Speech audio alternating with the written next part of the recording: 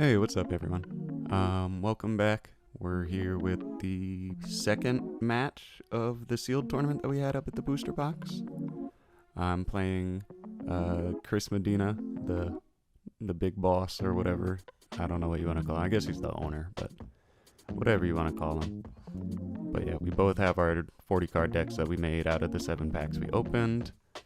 And yeah, it's just a fun matchup. This one took a little longer than the first one. We both were just kind of slow playing it, I guess. Probably the best way to do it when your cards aren't the greatest. Don't want to give your opponent the ability to crack back too quick, you know.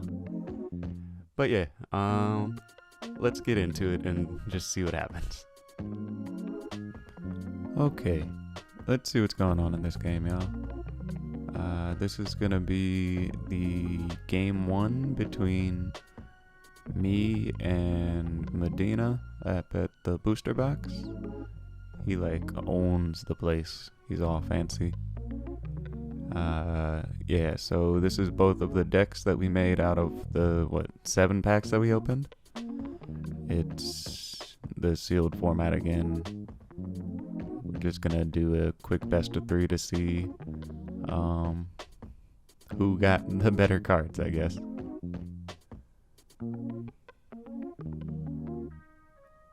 But yeah, so he's gonna play the Great Bow Angel. We're gonna play Dilophosa, and then go into the Overraptodon after that.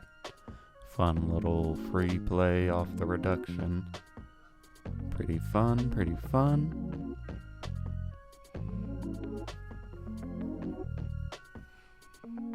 Let's see, and then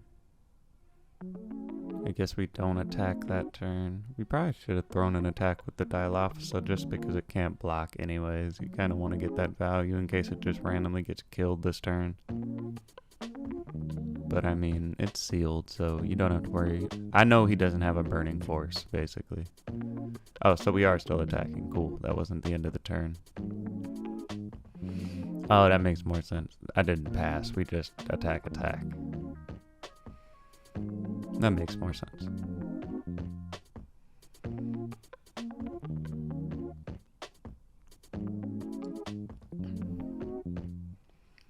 Okay, so early game play, we push for the 2 attacks off of the quick little wide board. We get the trade we wanted and we got a life. So then we just hope that he can't put 5 spirits on the board and win right now. But I think he also is worried that I just win after this. Or not win, but like just if he could get 5, what if I get out of that, you know? Shit you always gotta worry about. So he'll play the Beldegor to kill the rested spirit, and then from there he's just gonna pass turn without attacking. I think this ends up being like a longer game because you can't overcommit in this type of format because there's no like going back from an overcommit. So it's probably just going to be a lot of us trying to chip in 1 life hits and then playing safe with blockers. That's usually what these come down to. I see some fun cards in my hand. I think I just went low to the ground with this deck, or as low as you could be with the units that you got. So I think it's just a mix of all the colors for real. I see a lot of value in 2-cost units no matter the color and stuff like that. This guy is great. I just paid 3 for a 5k unit. That's pretty fun.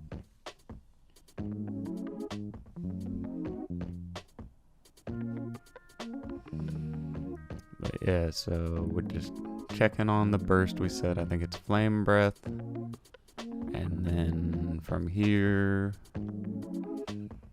I think we're just gonna press the 5k attack to see if he wants to lose Beldegor right now. Pretty much just a play to see if we can chip in an extra life right now. Putting him at 3 in a format where we both know our decks aren't the greatest is a pretty nice spot to be in, if we're being honest.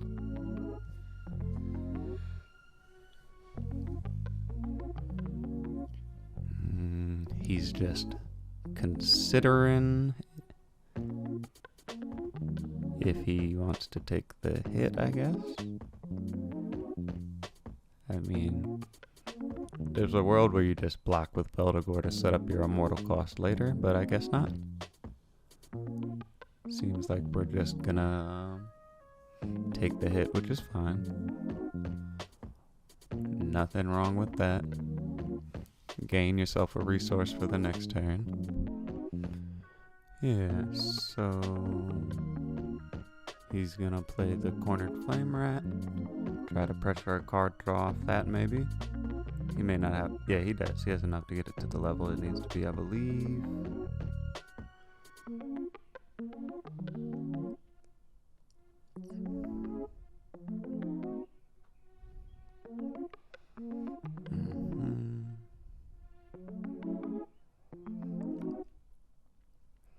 I mean, I think he just gets the card draw if that's what he's going after. I don't think I have anything to really prevent him from getting that right now, unless maybe I take the burst, but I think the life's going to hit either way for the burst to activate. I don't really know what you do from there besides that. Oh, he's moving his cores to pressure the draw even more? Okay, that's fun.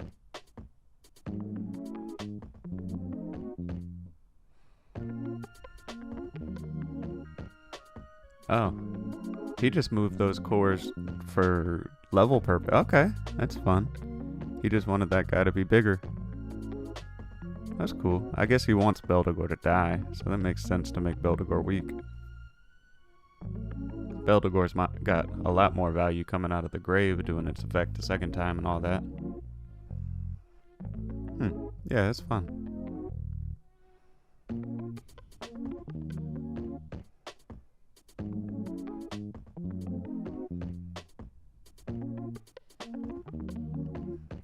Yes, we're gonna put a big body on the board. Phobos Dragon. Solid reduction for like a 1 cost 4k. Or not a 1 cost, a 2 drop after reduction. For automatically out of Burning Force. That's pretty solid. Especially for just like a big like vanilla beater in this type of format.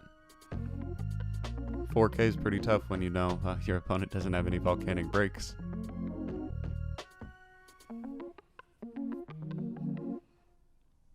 Because that dude will probably just sit there till he dies from battle or something for real.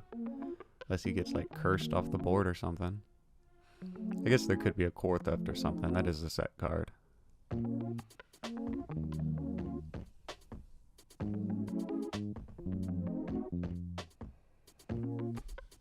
Then we have to consider if we're swinging at all, it's going to become a whole game of just waiting for board advantage, it feels like. And he's going to put, what, Flavium up there, Luster unit.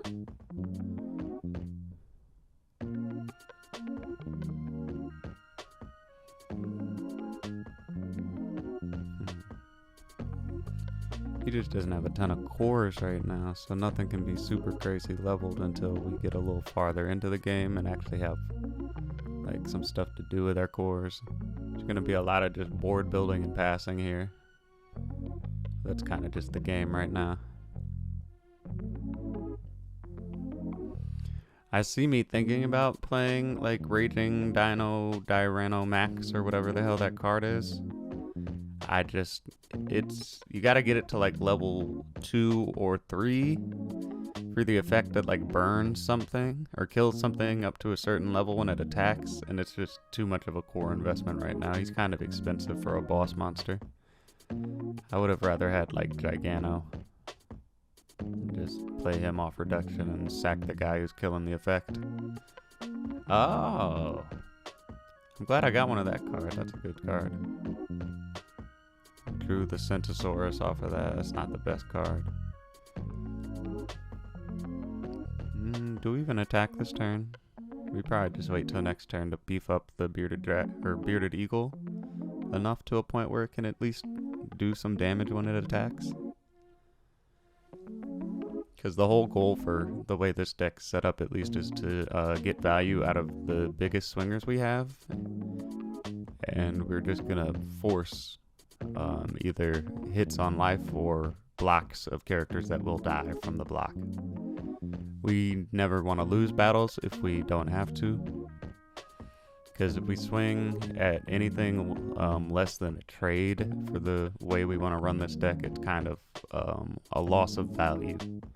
We never want to lose like the spirit advantage just because we attacked irresponsibly. We want to lose spirit advantage when we choose to lose spirit advantage beyond when our opponent does something that we don't account for.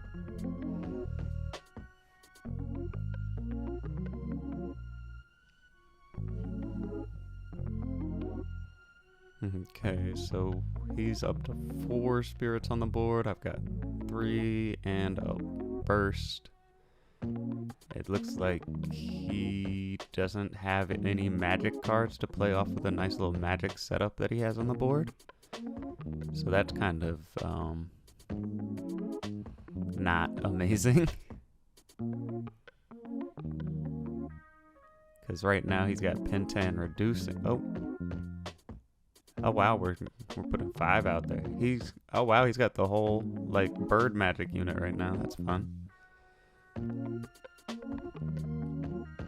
So he's got like super reduction for magic cards. That's fun. He's got a luster unit for whenever that happens. I think I probably just kill the luster unit when that happens, though. You do not want to give them luster back. That's an annoying mechanic.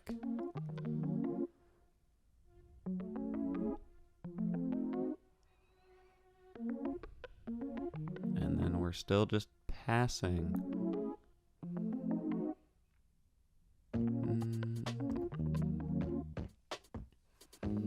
So we have purple and red reduction on the board now. Where do we go from this? I see me looking at these red cards like that's going to be something important. But also, I guess we're looking at the Centosaurus. But at that point, we already have just our own Flame Rat. Why don't we just... Is that another Dark Knight? What's that, Aglavale? Do we start pressing curses? We do start pressing curses. That's great.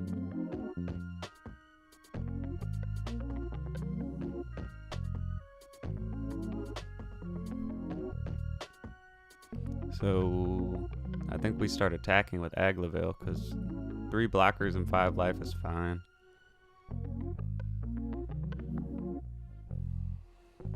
Yeah, so you press with Aglavale for the curse, but you also press with Aglavale because if they block and kill it, you get a card. It's a very great play.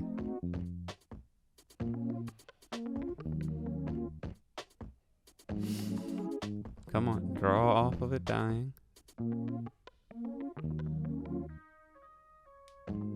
Damn, are we gonna forget to draw off of Aglavale dying? That sucks.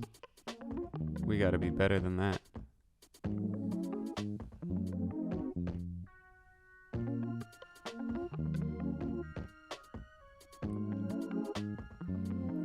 See, this is what I mean. We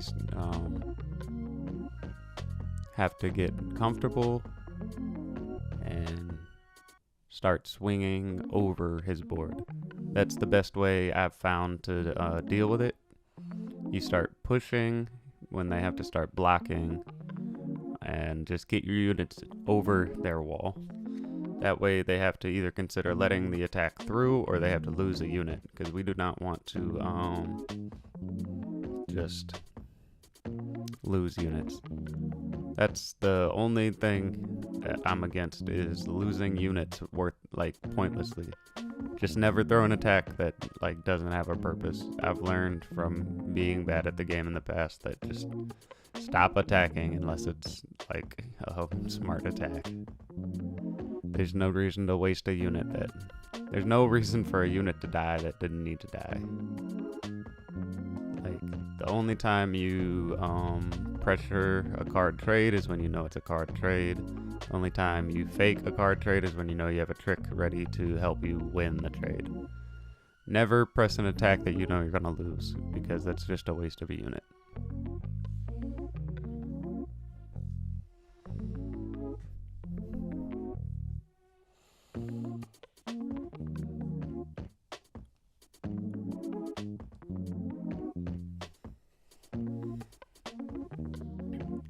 I think he's still probably just building a wall. He may throw an attack this turn, but he's probably just going to keep his wall standing. Because I have life advantage right now because I was able to attack early. And now he's just going to try to build board advantage to overtake my board advantage. Well, technically he has board advantage, but like at the point he's at life right now with... Because if he swung out right now, he'd only get, what, 2 life? Plus I still have a burst to consider.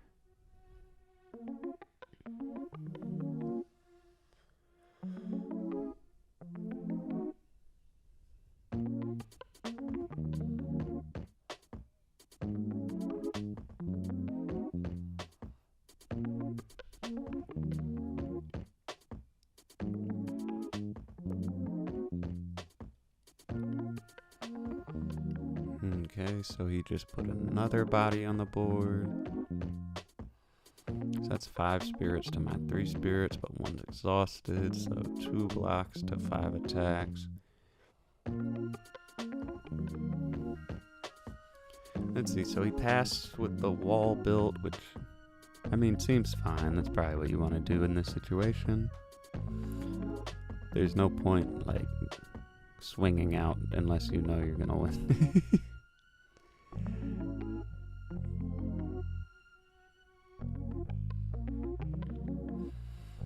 And there's still plenty of game left. I remember this game. It was very long because we were both just hunting for that advantage the whole time we were playing. And when the advantage happens, it's fun. You'll see. This game gets a little interesting after a minute. It's just we kind of got to get there. We're only like 16 minutes in, and I know this is a long game.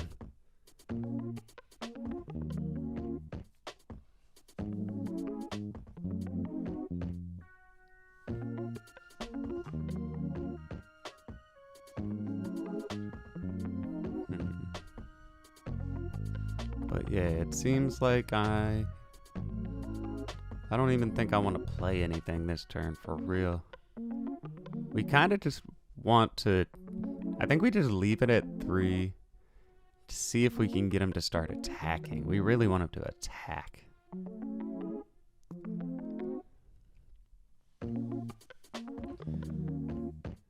Because, like, maybe if we just... Oh, wait, we had one more. So we could just play him for 1, so we were able to spread a little bit farther. Then we just... Okay, yeah, we just keep pushing with the big unit, forcing him to have to block every turn. We want him to lose units every time, if he has to. That's the only reason why attacking is like relevant right now, because he doesn't want to go down to 1 off of these attacks, so he's gonna block. Because if we don't attack at all this turn, we just let him keep blessing his board, so we have to... If we're attacking to minus his numbers as well.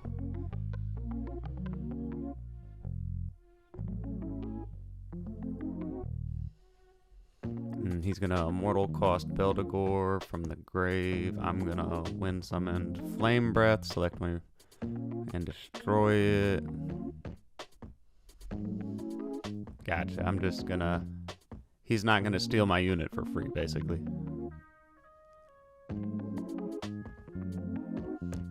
But yeah, no, that's actually ends up being a pretty decent burst for this type of format because wind summons are pretty popular.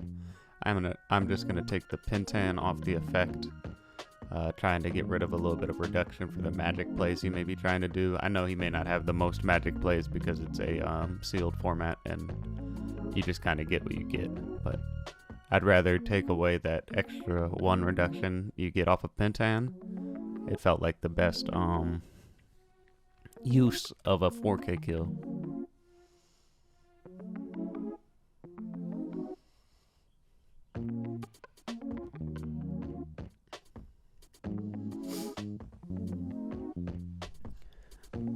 But yeah, so last turn felt reasonably successful. We were able to get 2 units off the board plus an extra unit off of the burst, even though we did lose 1 bearded eagle in the process.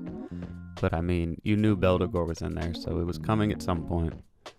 We set up for the 1 loss, but in a way we did kind of cheat out the wind summoned effect we were hoping for the burst. So that did work pretty well.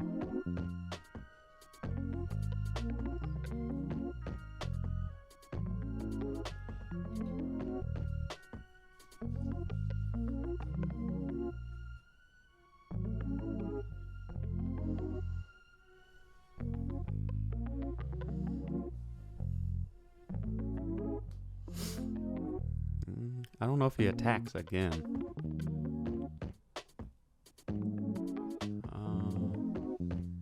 Yeah, no, he doesn't have like a luster unit or anything, for real.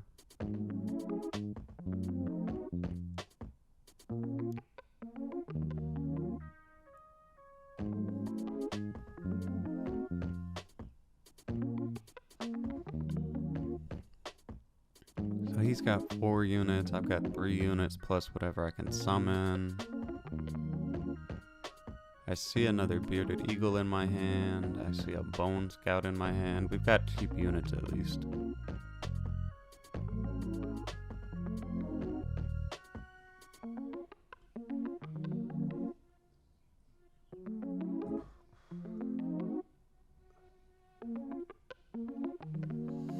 But yeah, let's see. So what are we gonna play out of hand? I know I see myself looking at the Raging Dino Man or whatever the hell that card is. But it's so expensive, and the other effect is so expensive. Probably just play the Bearded Eagle or the Centaur out of hand. We just want bodies right now. We're really waiting for the 1 boss monster that helps us do anything in this game. That's all of the advantage that we're kind of looking for right now in this deck. And it's only a 1-of, which is crazy.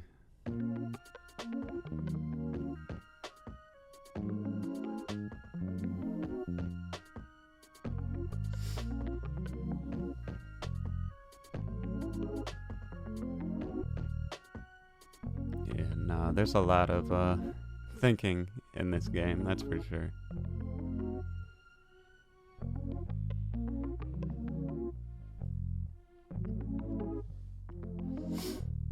Yep, we're gonna pay 1 for the Bearded Eagle.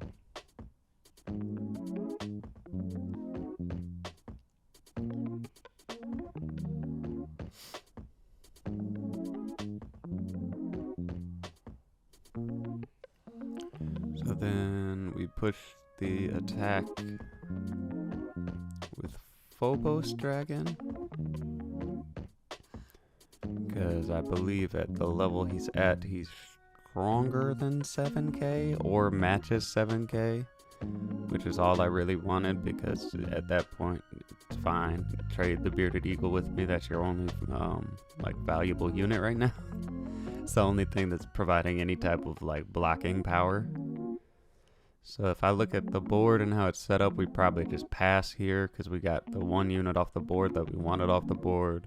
And then we basically have 3 blockers and 8 or 5 life. So I don't think he's going to put 8 units on the board next turn. So I think we're all right.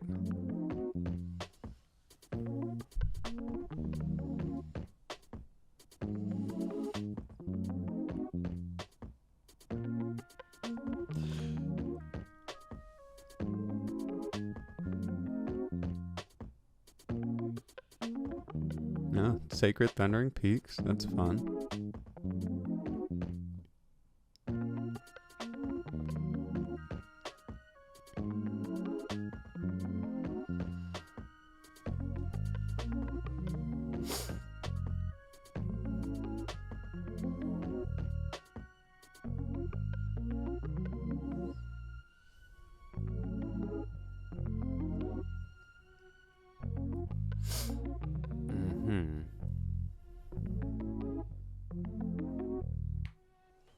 Looks like we're just setting up something. Does he have a confront unit to do something with this? I forget what the other effect is, but I think both of them are pretty relevant to just units with confront.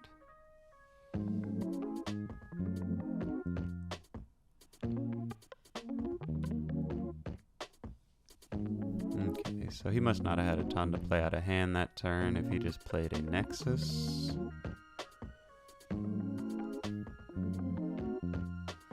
See, I think I see some magic cards in his hand. That's fun. So we probably attack bigger than the Bearded Eagle. We attack trade at the Bearded Eagle, and then we pass. I think that's the best way to play the turn, right? Sheesh, he lost the Bearded Eagle on the blocker. He's gonna do some magic bullshit. Oh, no, suppression. That sucks. Suppression's such a good card.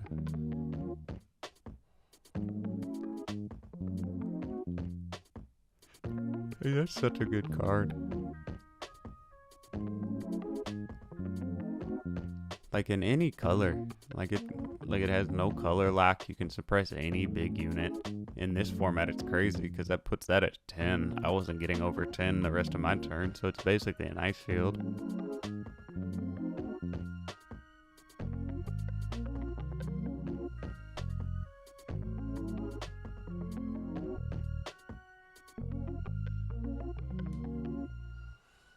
So he's trying to put another big body on the board.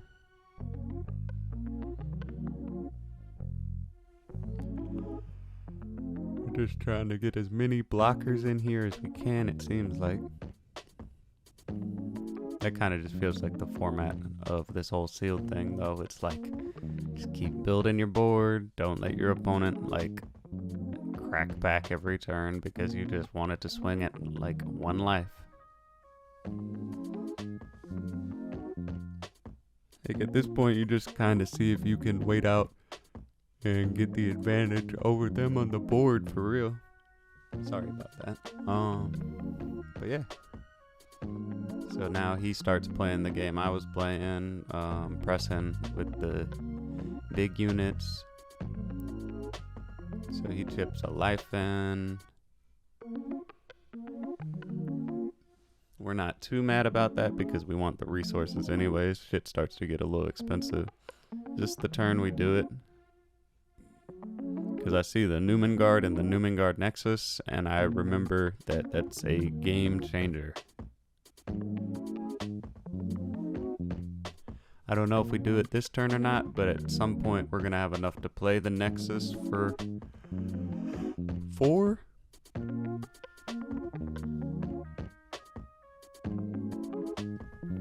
Actually, I think we have the perfect amount. Because we can play the Nexus and then we only have to pay 5 for the elephant. That's funny. We have the perfect amount.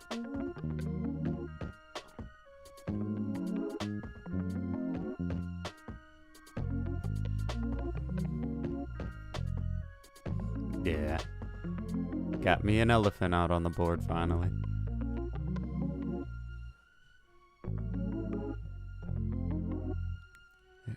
We're gonna quickly find out that this card is a game changer in this format. He's gonna allow me to attack every turn now. Like, just all out attacks. Like, anything that has, like, any type of advantage is gonna attack now. Like, we pressure it dying next turn if we want it to. But I don't think he even has, like, we just block. We either we go down to 2 life and block next turn, or we just don't let it die. Because at this point, the Naumanngard's level 2 effect is going to be way too relevant for us not to just wait to use that. But yeah, now that we have that on board, we're pretty not scared. The Naumanngard is really going to put us in an advantageous place here soon. We probably shouldn't have even attacked with Cavalier, if we're being honest. I think that was a misplay. Once I got excited that Naumanngard existed, we kind of just killed a unit for nothing. Yeah, that wasn't the smartest play.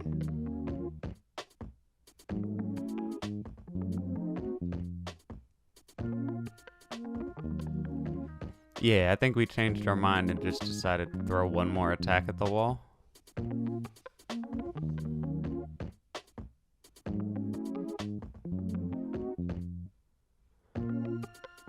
I think we...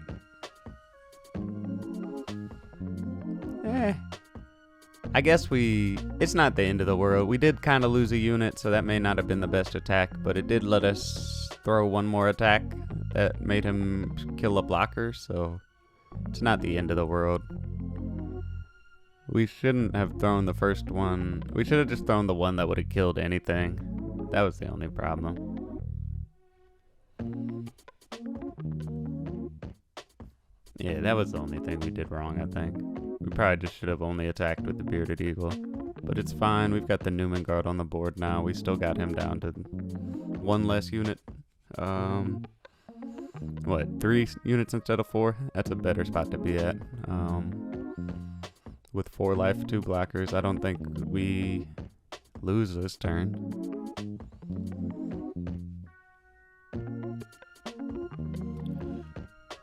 But yeah, nah, he didn't. He just played the Nexus and passed. So from here we put 3 more on the elephant so we can get the refresh at the end of the turn, and we kind of just work from there, don't we? Okay, so let's see. So he just passed. We're gonna see what we want to play out of hand, because at this point we got just a crazy advantage. We're gonna set up all of our guys to be big. Put 2 more on Bearded Eagle if we can, and play something else out of hand also if we're able to. Because we just kind of want to get the board as big as we can, because we're just gonna swing out and keep refreshing off of that elephant.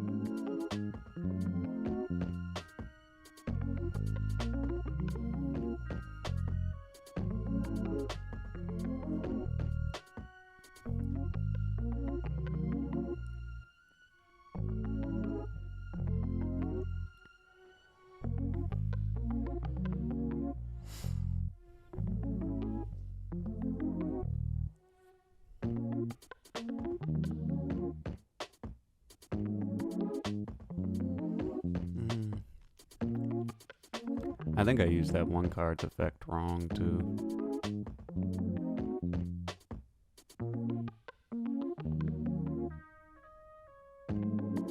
I don't think I was supposed to flip over that top card until he attacked, but you know, it is what it is. At this point, we're just gonna press with Naumanngard every turn until he loses, or until he kills Naumanngard. That's kind of the power of Naumanngard in this format. 10k is kind of broken. 10k for a refresh of all your cores at the end of your turn, and it gets to restand. It's kind of wild. And I'm not worried about you killing it.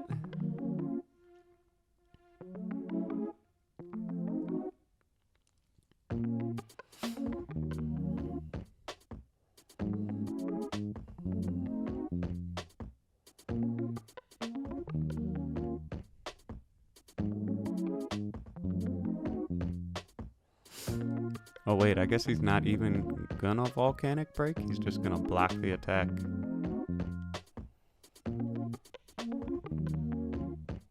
I guess he didn't want to have to spend the soul core right now.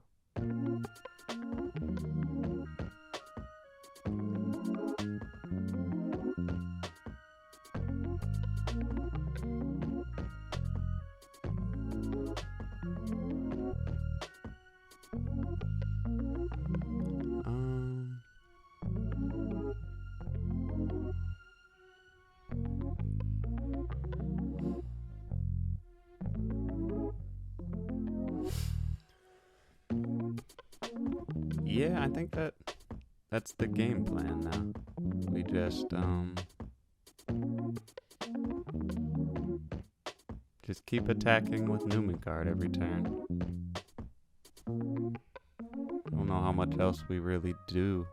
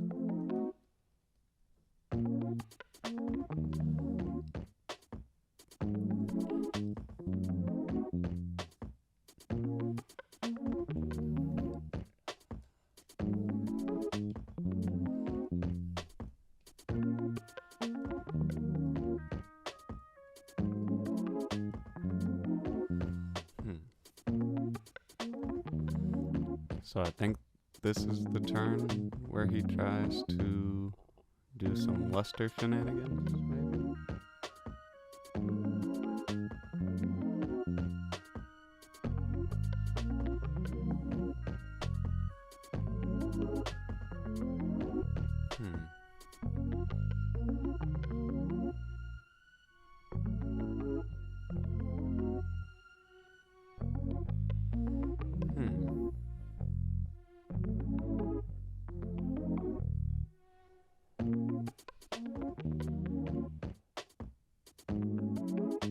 Yeah, we're kind of at, I think we're at a bit of a stalemate right now because Naumanngard makes everything so difficult. Because every turn I'm just going to keep swinging now.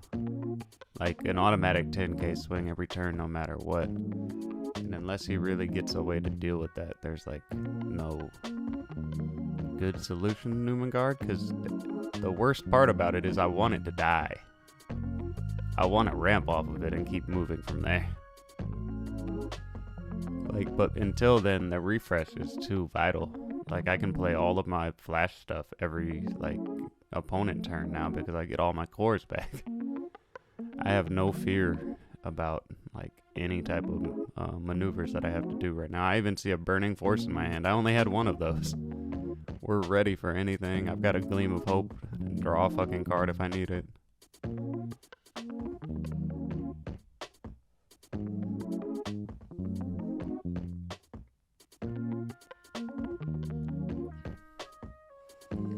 But yeah, like, there's no real draw power in this type of format, so I just keep attacking with Naumanngard every turn, bleed his hand. I keep trying to get my advantage wherever I can. Then we just start the whole thing. I want my cores back from the refresh. Ooh, a Pintan. That's a cool card. Make that burning force even cheaper.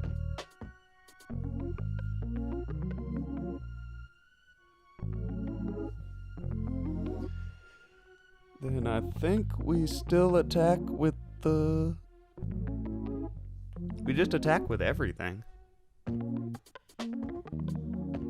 Like, we have lethal right now. We have to press for the blocks. We swing the 8k, force him to have to block the 8k. We swing the flame rat, force him to have to block the flame rat.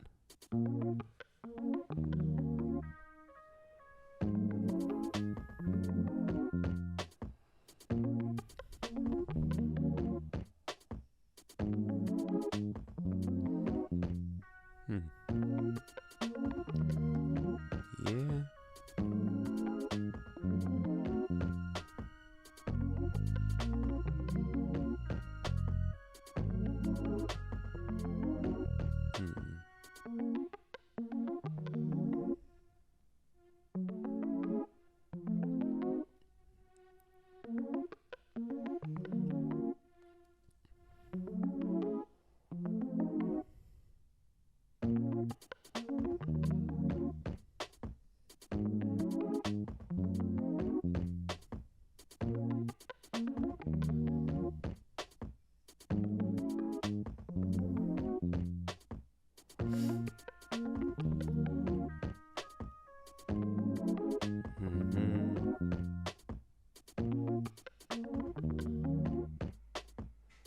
Beldegor off the death. I forgot about that, I think. It's actually kind of useful.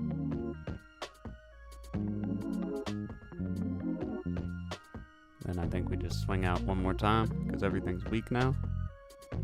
Well, everything but the Dino Man over there. The glare is kind of messing that up, but I believe that's a blazing, or a raging Dino Man, or whatever it's called.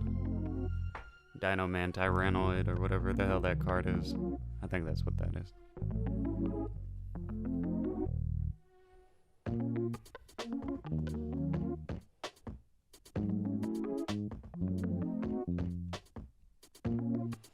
Is this when I get to use my Burning Force? This feels like it could be a Burning Force opportunity.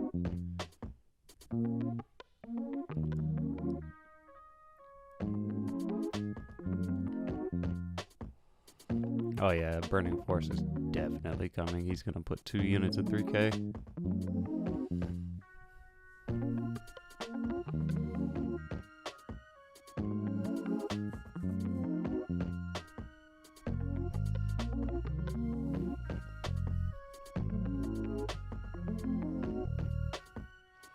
Yeah, no, one burning force is gonna come through pretty strong.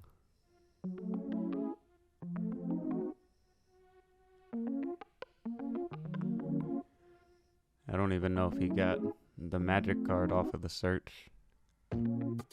That's a cool card though. That's probably one of the best searchers in the game. Not many cards let you look at 5 cards for like whatever you want.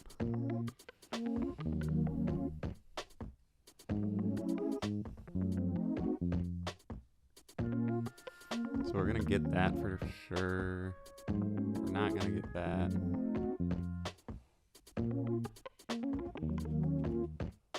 And I think he puts Beldegor out of Burning Force. That's smart. We'll catch one thing with Burning Force if we need to.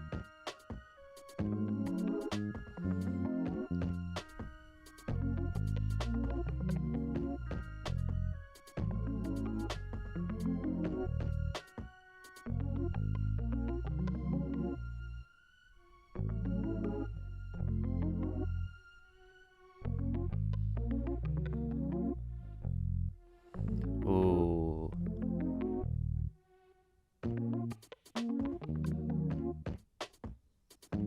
Dang. Yeah, he messed up. He shouldn't have put Beldegor under 3k.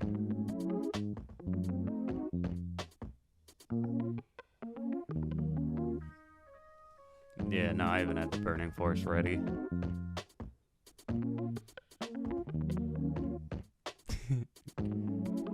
Yeah, he shouldn't have put Beldegor back under 4. That wouldn't have been as valuable of a play at that point if he didn't.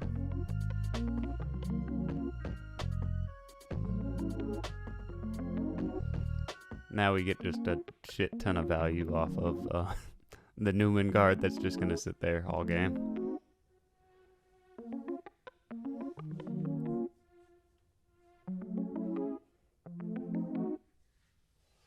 Because that refresh is crazy.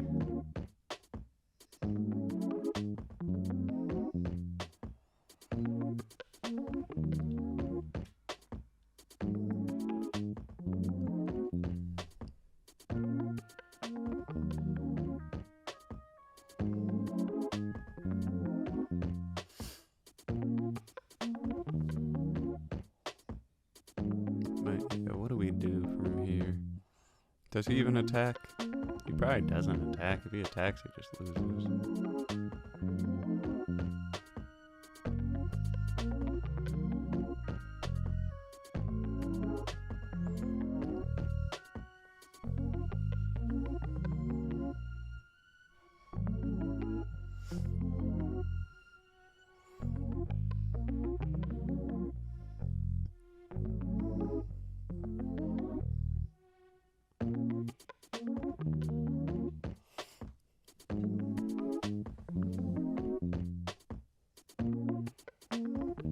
Oh, yep. 3k or 8k attack. That's a crazy card too, if we're being honest. Because 8k for 3 cores. I get that you can't block, and that's the downside of the card, but just turn it sideways then.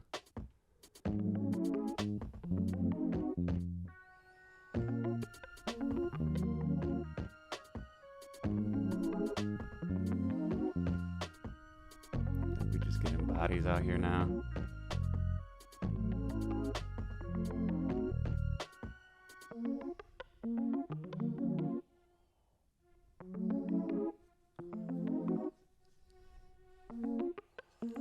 I don't even think we attack with anything. We just attack with the 2 things that can attack this turn and pass, don't we?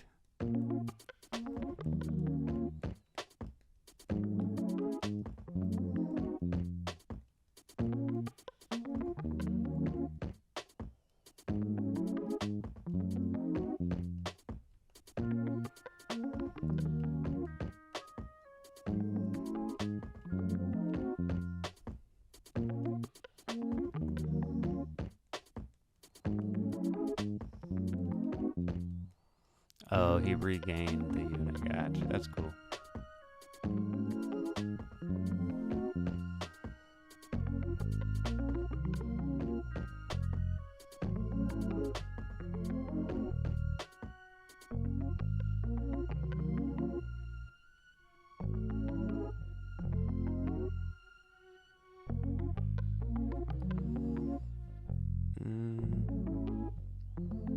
then we see if he can do anything.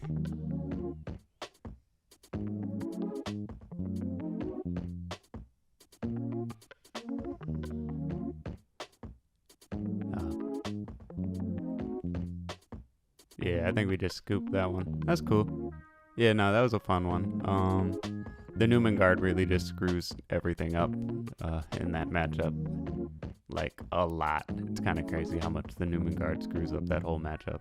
But yeah, guys, thanks for watching this one. Yeah, the Naumanngard really did it in this matchup for me. If you liked it, stay tuned for Game 2 and Game 3. And like, subscribe, comment, all that stuff. And I'll see you next time. Thanks for watching.